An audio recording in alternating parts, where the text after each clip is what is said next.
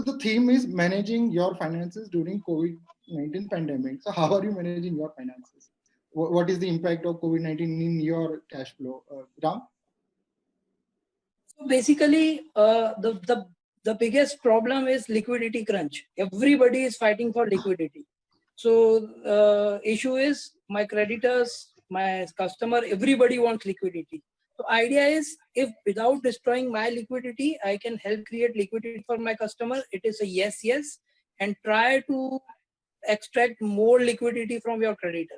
But at the same time, it's a global problem. So we have to be human. So when dealing with team, when dealing with your anybody, we have to keep that human aspect on with us. Okay, awesome. Pawan, Banu, probably one person can pick up this. Or how are you managing your? You recently raised funds, so there was a lot of news about it. So Yeah. So yeah, we were lucky in terms of that. We have recently raised some money, so we have decent amount of runway. And also the thing is, we raised money from Zerodha, and Zerodha is a company that you all know that builds its fortune on bootstrapping. So yeah, some of those things, some of those mantra of being frugal, we have already started as a frugal company, and we are not burning so much. So currently, we as a startup, we have a decent amount of runway. We are not worried about that. But yeah, as you see that we are currently building a financial planning product, and we have always kept that we won't be hiring much. So as of now, we are in a situation that we are facing no problems. But if you see in terms of a global point of view, yeah, definitely a lot of problem is going on. Yeah, for us, I mean, the funda has been very simple. You survive for as long as you can, right? Be frugal and don't spend money on unnecessary things, or you kind of have to prioritize.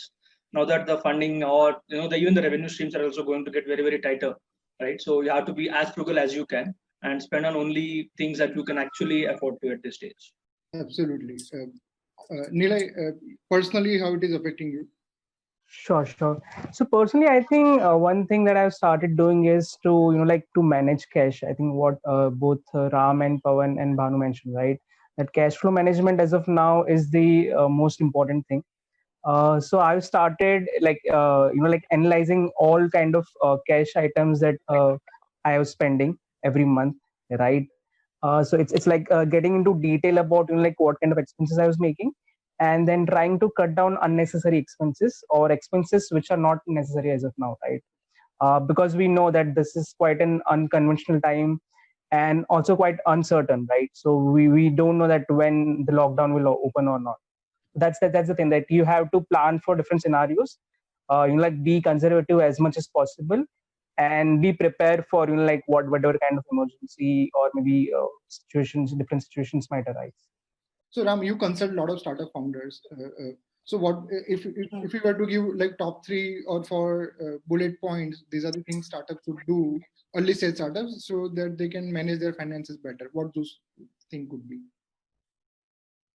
Okay, so basically what I am seeing with the startups is one should have, if like as Pawan and Bhanu mentioned, they have a runway. If you have a runway, look at long term, don't look at short term. There is no question thinking about bankruptcy.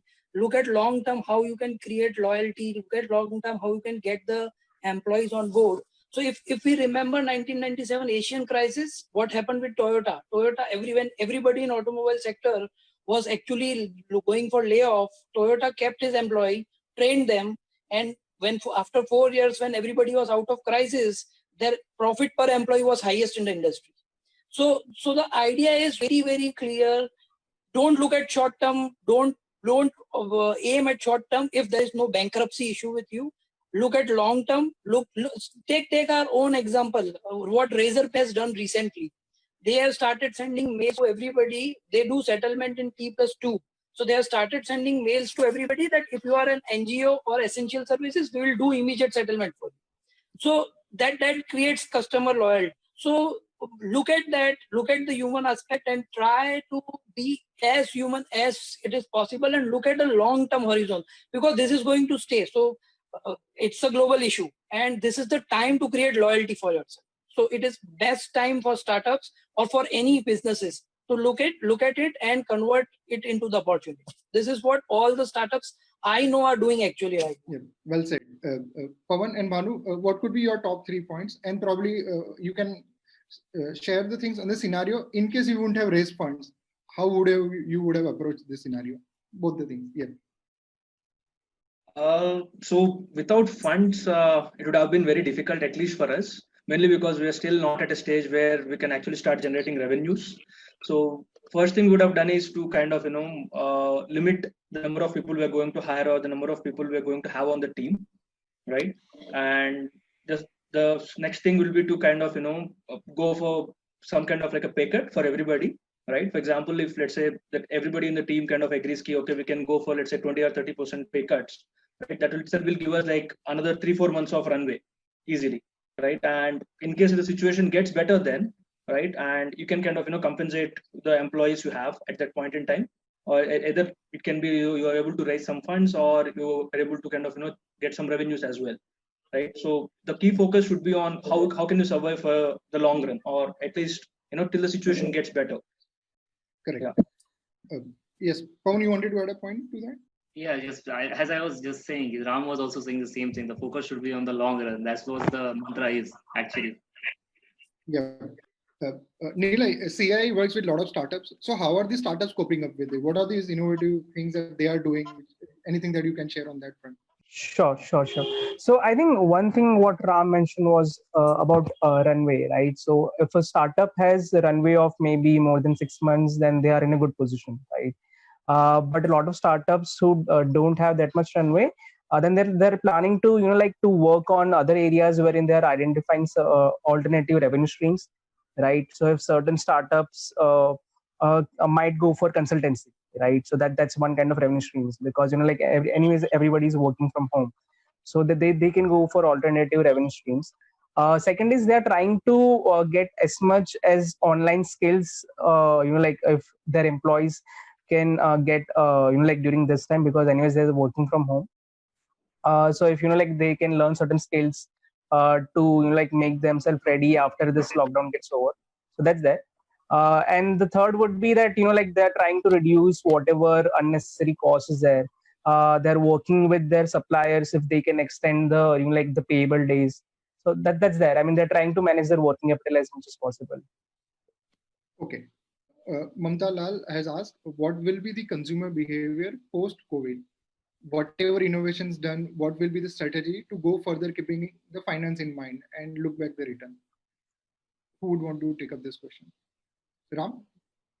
Yes, Ram. That ultimately depends on what consumer segment you are targeting, because consumer behavior is not same for every product. It changes based on their need and requirement. But for sure, consumer, what I believe, liquidity is going to be a problem, and people will not be happy expending money, as pointed out in the first part of this, that we have to be very conservative. So consumer is going to be very conservative. We have to innovate ways. We have to help them in the sense that we have to bring up those, either change your business model, change your product style, change anything and make it more relevant for them. So look at example of what internet companies in India are doing. They have come up with a work from home packs. So I am getting mails, says this is work from home pack, because they understand this is what my consumer behavior is changing. Everybody is working from home. Bring that kind of innovation in your product. Bring that kind of innovation to attract your customer, because everybody is changing now. So going forward, yes, liquidity is going to be a problem, but everything is going to change. So we have to rework on model. We have to rework on what output we are trying to give to our consumer, and they are changing. It's a very subjective thing. It will depend on the segment. It will depend on your product. It will depend on so many things. Correct. And there are 2-3 kinds of audiences of this webinar: the people who would apply to NDBI or iHub, or students. So there are people who are just about to make the products or start their businesses. So Pawan and Manu, what would be your advice to them in this context? How do they manage it? Because they haven't started making money. Probably they are getting some grant from some government, and probably that grant is also coming in tranches.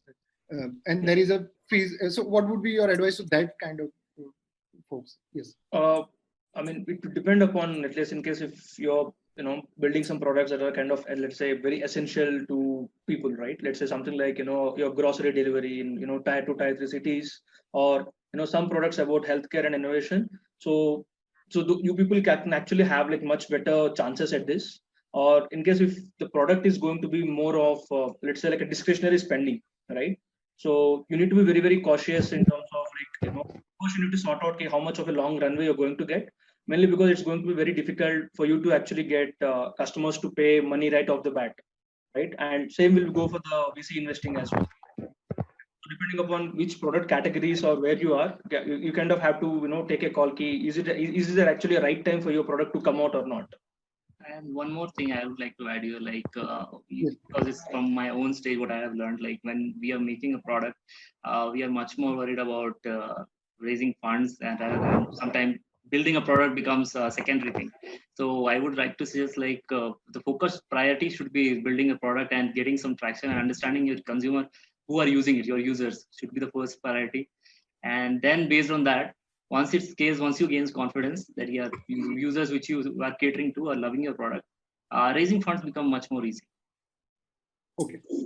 And there are yes, Ram, you wanted to Add to Pawan's point, one of the startup I know, they are at ideation stage, no revenue stream, just got the government grant before this lockdown and everything. What they are basically B2B hospitality. So what they are doing right now is very interesting. We were discussing what can be done. So they are at very pre-revenue, nothing, product only at idea stage, a small prototype done. So they have started contacting all the hospitality industry who's who.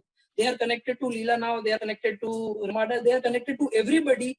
And interestingly, everybody is free. So everybody is helping them. So they are getting a better customer perspective. They are getting, so they are based on the feedback from the customer or discussion with the customer or prospective customer, they have revised their model. They have changed their product type and everything. So that is something, even if there are students or there are startups which are at idea stage, just got government grant, don't know what to do, don't worry. Selling is the biggest bottleneck for any startup, which they are going to face, if not today, in 6 months, in 1 year. Do it today. Everybody is free and everybody is happy to help anybody, because as human beings, we all have a need to help others. So do it today, reach out to everybody, reach out to anybody, talk to everybody, they will help you.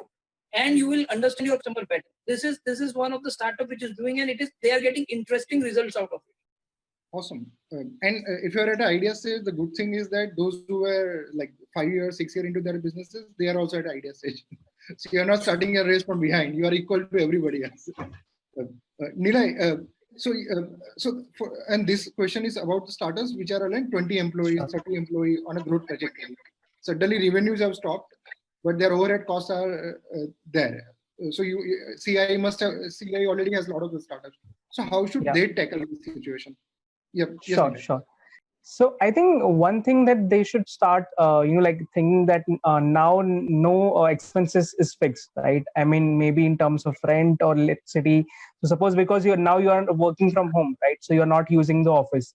So maybe you can have a discussion with your landlord or maybe whoever the owner of the office is, right? To renegotiate the terms, right? To get it reduced by a certain amount.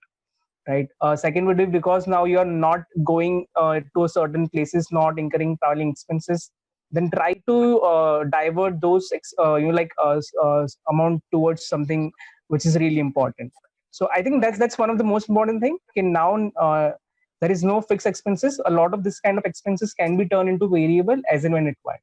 Because I think this kind of problem is known by everyone. So obviously the owner of the office will also know that you are facing this kind of problem. You are having cash crunch, right? So they'll help you in certain ways. So I think that's that.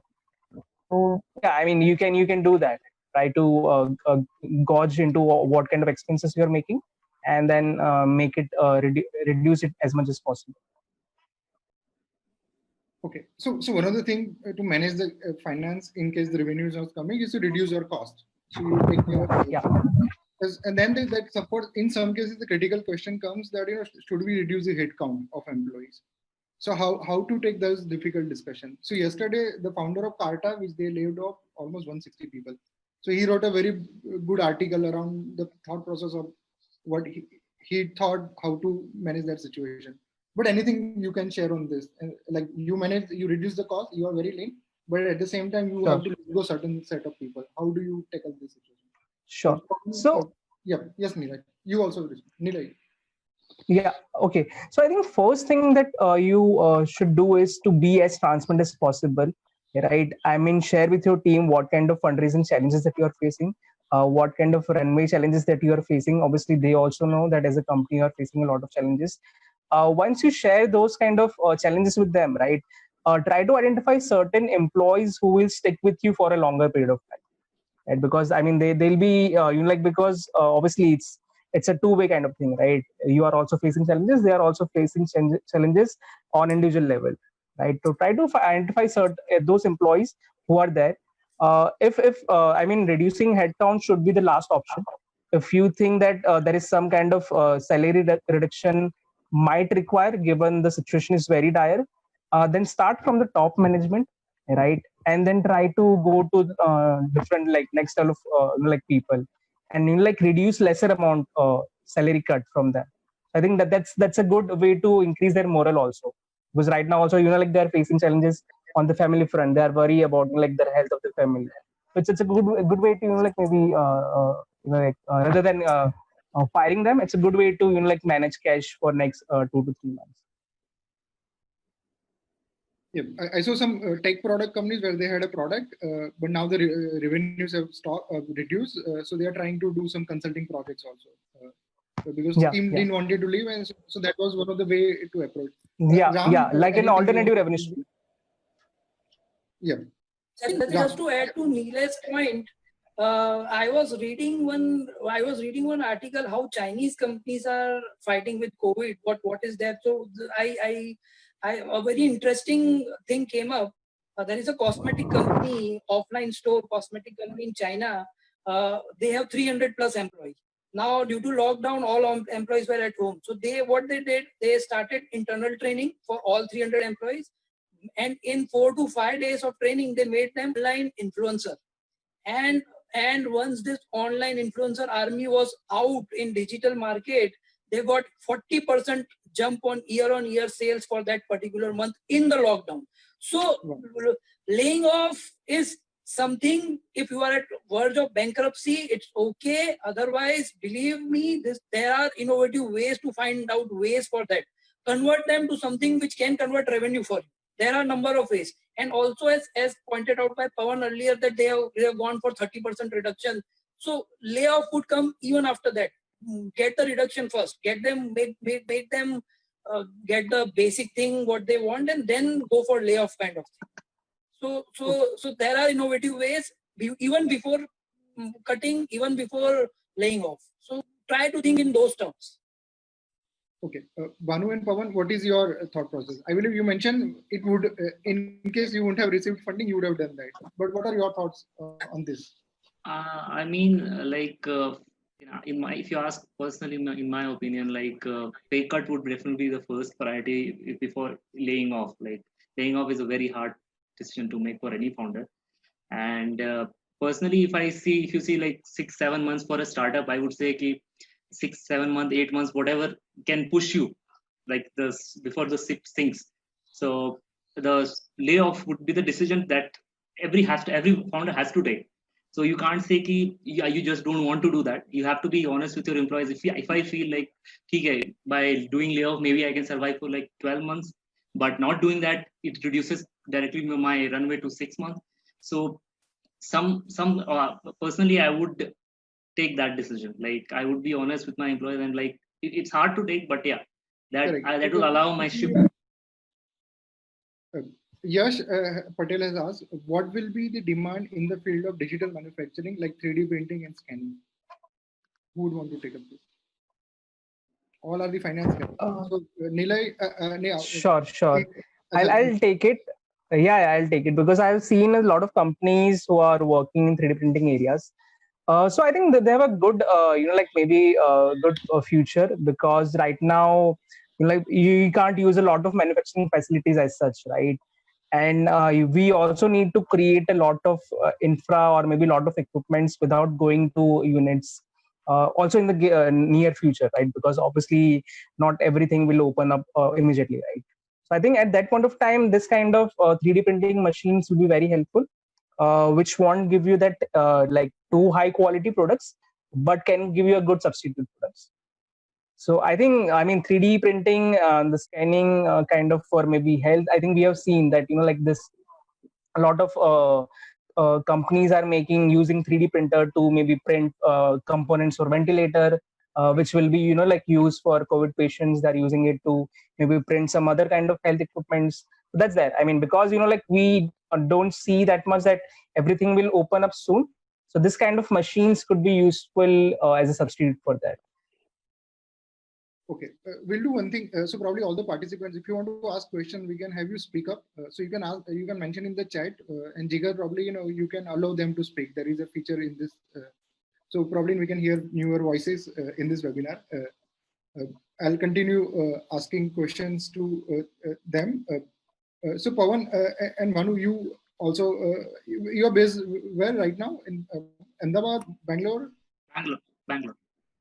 So how is the situation in Bangalore? Like you must be talking to a lot of other founders because a lot of people who are watching this are primarily in Gujarat, I believe, because the rest of the guests are in Ahmedabad.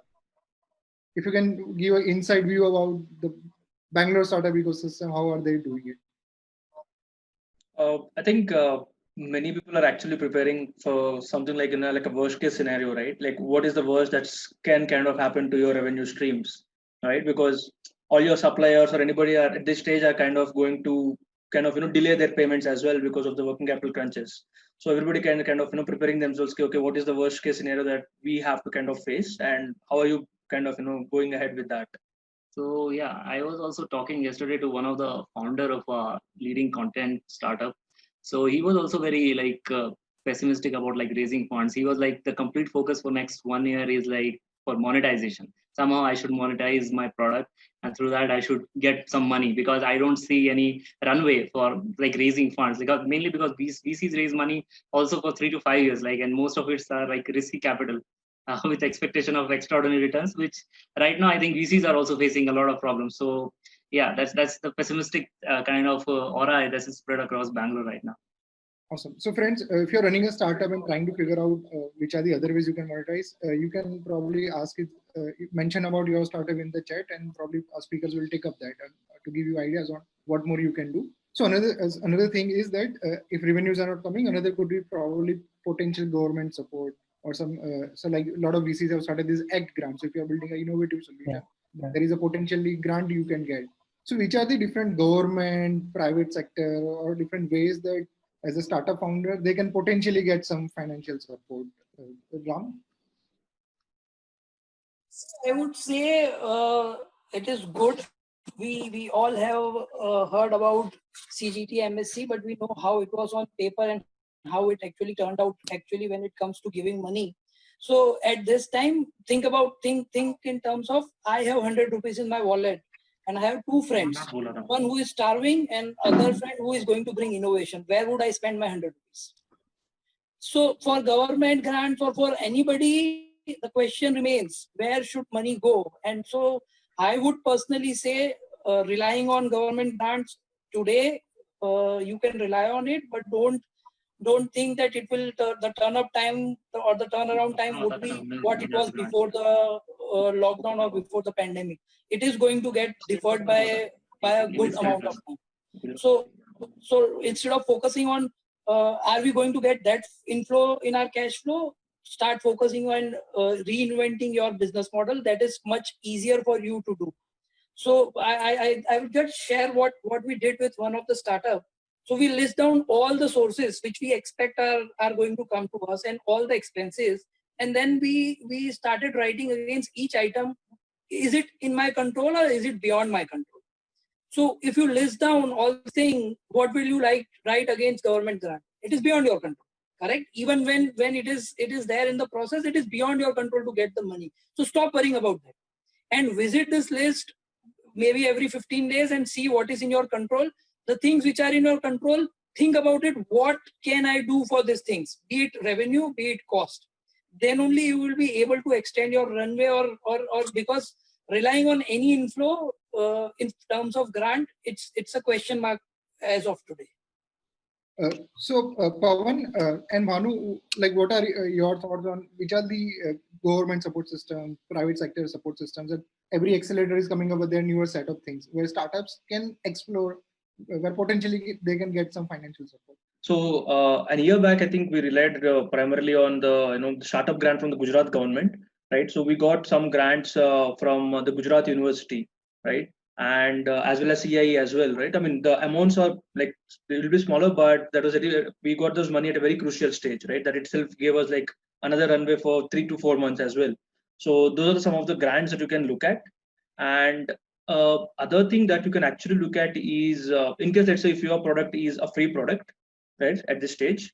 So I think back in during the 2008 crisis, if you have ever used this product called Evernote, where you can actually take your notes, right? So that startup was almost at the at the brink of bankruptcy, and the founder wrote to his customers that they're kind of going to shut it down.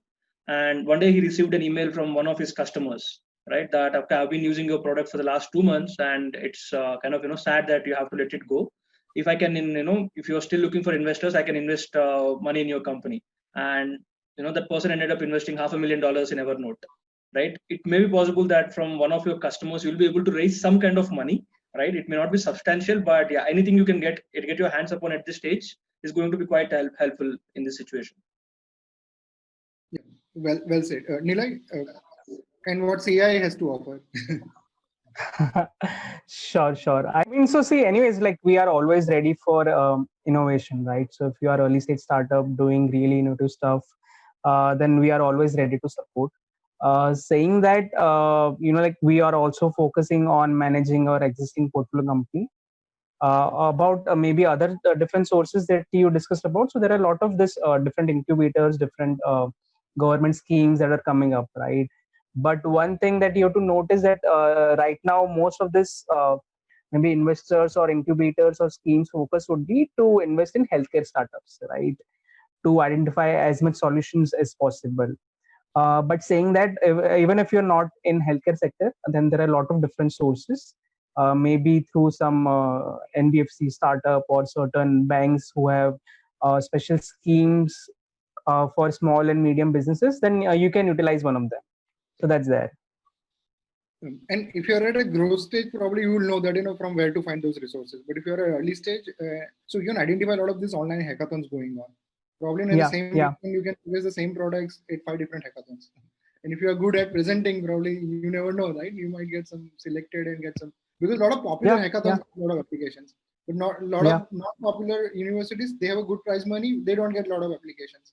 So if you can identify that, and so that could become one small potential for you. Prerak, this is an experiment we are doing. Don't disappoint us. Speak up.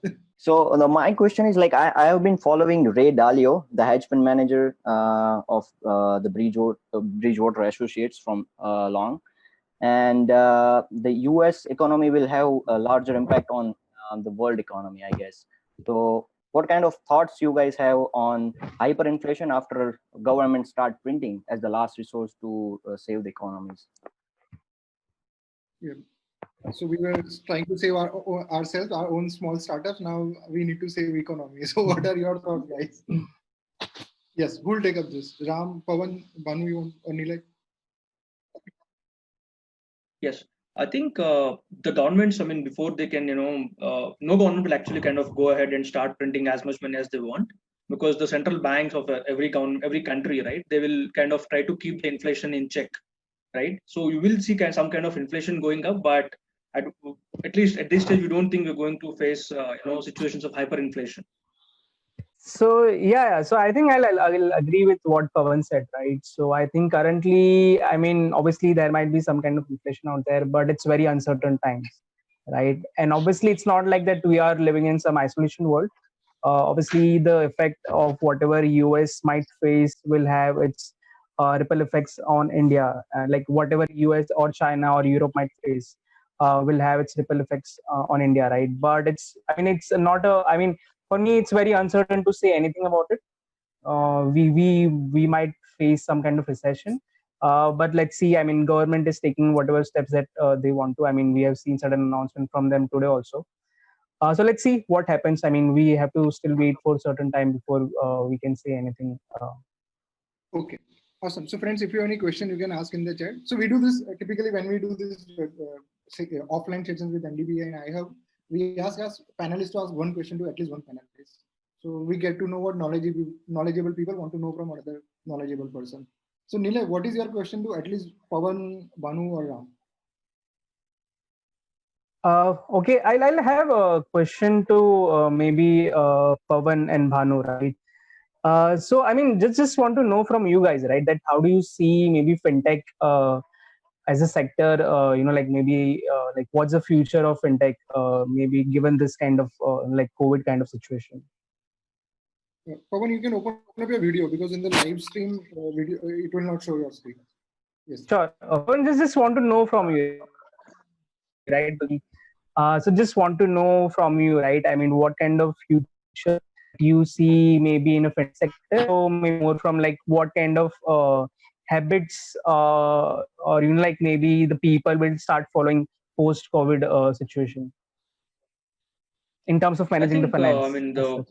situation, yeah, once the situation gets better, I think fintech will have like a very a good phase coming up, mainly because we see a lot of people changing their behavior, like especially in terms of two products broadly, right? One is your insurance. All those people who Yeah. have neglected insurance key, I mean, nothing is going to happen to me or things like that, they are getting more cautious, and they kind of want to protect their downside, right? So we'll see Yeah. a good number of people coming into health insurances and life insurances. And Okay. similarly in terms of the savings aspect as well, right? Because in case if you're a millennial working with these new age tech companies, there's a lot of uncertainty around for how long your jobs are going to be there, Sure. right? These are not like your Sure. traditional jobs that essentially your job is not guaranteed anymore, right? So you'll see a lot of people switching more towards having some emergency funds or essentially. Okay. Okay. Thanks. Okay. Ram, what is your question to at least one of them? So Jatin, I have a question to you. Tell me, Jatin, we all are talking about uncertain time. We all are talking about we don't know what will happen in future. That is all fine. What I am seeing, this is the most amazing time because as a startup, we all are habituated to be in uncertainty. So being global, what I am listening from everybody that this is a global thing. So I am okay. We are trying to cope with this. What is the most amazing thing which you have noticed in the startup ecosystem after this pandemic? So probably what this is my observation. So that trend was anyways going on. That in 2015-16, a lot of people raised points. People were proposing on numbers, and then suddenly there was the trend about you should be revenue positive. Suddenly, revenue positive feeling has become 100x now because people don't have any other option. So that is one thing. And probably earlier probably you could get away with the distribution. Now only you have money you can get, but now your products will become stronger because you will build something which is extremely something that we are looking at. So a lot of these incubation centers or organizations which are focused on supporting startups, they were never doubling down on the video conferencing. But this is amazing, right? Like we can have a great discussion. This could have been possible 6 months back also, but nobody doubled down on that. So, and one thing on one side, there are a lot of webinars happening. So there is a lot of abundance of that. But if you can identify a lot of good people, they are sharing some greater insights. So which probably wasn't possible because now the same set of people who used to talk to that 15 people, now they are open and talking about. So suddenly it has increased. But so if you are some good eclair kind of a person, you can identify some greater resources from everybody. So that is one good sign because now the people are like trying to figure out their survival. So again, it brings the worst out of the people and the best out of the people. So there are some good signs where some of these instincts are coming out. You have to build a good, better product. You have to do the right thing that people are looking at. So that there are 2-3 broader points that I believe are going good. Good. Yes. So I think I would like to add a Yes. point here, right? Because I've read it somewhere that I mean innovation, like we say, that is the mother of necessity, right? And whenever this kind of situations arise, this emergency or pandemic kind of situation arise, we see a lot of fast track in terms of people adopting to new kind of solutions, right? I mean, we can say that Zoom was maybe used by maybe 10% or 20% of the public, right? But I mean, after this, I mean, everybody is on Zoom. Yeah, and it's being used for 10 different purposes altogether, not just for office, but even like family are being getting on Zoom to have a word with each other and to discuss, right? So I mean that's there. I mean, innovation becomes very fast track in terms of in times of pandemic or emergency situations. Pawan, what is your question to at least one of them? So what is your question to at least Ram or Nilay or to Jigar? Jigar, you are there? Yes, yes. So this program is organized by NDBI and iHub, which supports startups. So how are you supporting startups who are trying to figure out finances? You organize this wonderful webinar, so that is great. But what are the initiatives taken by iHub or NDBI to help startups in this front? So what we are doing is that we were about to do a screening for the for the investment that we do. We have our own fund. So what we are doing is that we are taking it online. So usually we do it offline at the offices, but now when we don't have this, so we don't want to stop the work going on. So we'll be doing the screening online, and once the office starts, then we can disburse the funds. So, and we are doing this weekly check, monthly check with all the startups, that how you can pivot. So I'll give you an example. There is a startup who is to make t-shirts from textile waste. So now that was very interesting that she has the material and she said that I am going to make mask from it so that I can give it to government and I can make the things moving from my end. So that is something that we are doing from our end. Okay, so this will be for a primarily design-led businesses, right? Not really. Okay, so it is. So anybody who's working on startups, probably this is the right time to approach incubators. You will get a lot of good support because proactively everybody is looking for. So every organization, if you see, they are struggling to identify good case studies where they can tell everybody, and this is the startup I funded. So they are looking for those heroes that they can promote. So try to be that hero, and then you need not do anything. They will take you to the next level.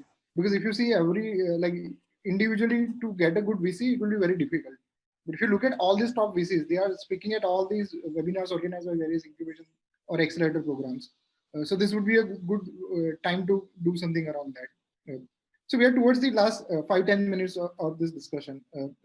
So Nilay, what would be your, like, I asked the bullet points, but just like startups, finances, top 3 advices from you.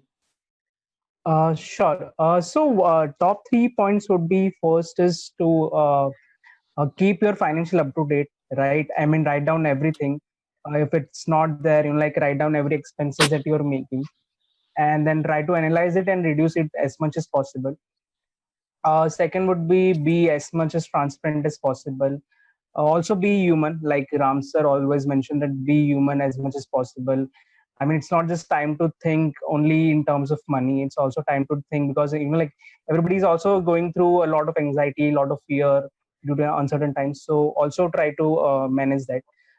And third would be do a lot of scenario analysis, wherein you are making sure that like given different kind of situations, right?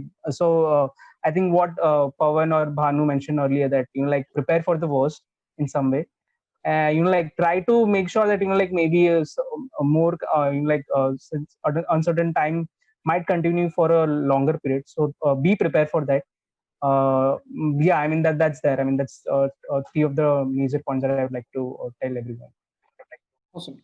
Pawan, if you can speak up, what are the top 3 advices that you would want to give other startups on how to manage? So yeah, the first would be the 100% conserving cash as much as possible. Like you have to tone down your revenue projections and prepare for the worst case scenario, and focusing on monetization. Second would be the first thing, like how much you can get money from, like by you're making your users pay. Second would be like that.